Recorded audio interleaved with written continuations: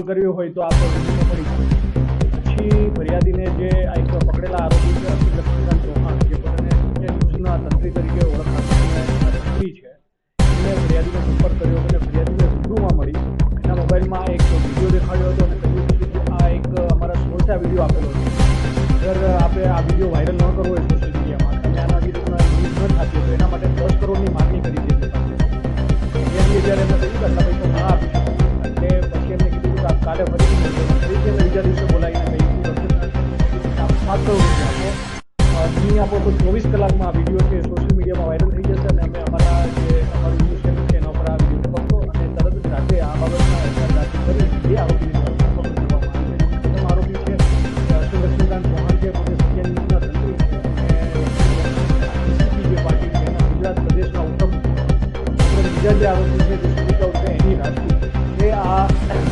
પરિંટરના મુખ્ય માસ્ટરમાઇન્ડ છે। આ વિડીયો જે છે એમના ઘરે તેમને સ્પાય કેમેરો લગાવીને બનાવેલો હતો અને એક એમના બોયફ્રેન્ડ જે આનો ફરાર છે પરમજીત સિંહ ઉર્ફે મિની સિંહ,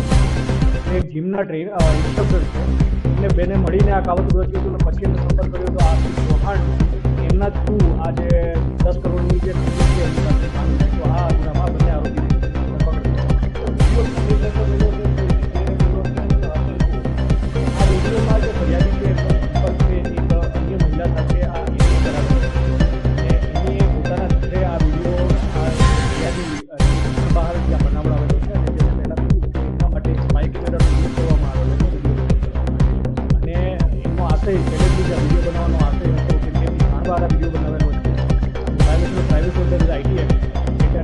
પહેલેથી એક કાવતરું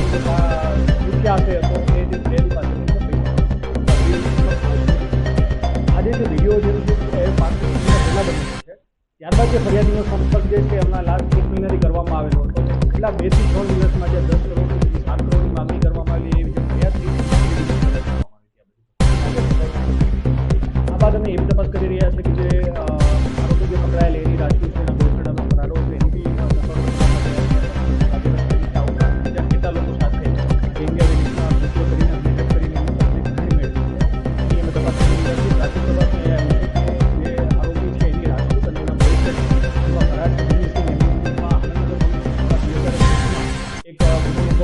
જેમાંથી આ બંનેએ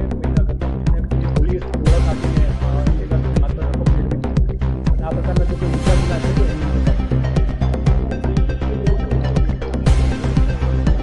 કેમ કે હજી કોઈ પૈસા અમને મળેલા નથી એટલે અન્ય એક આરોપી મળીએ છીએ આ પૂરા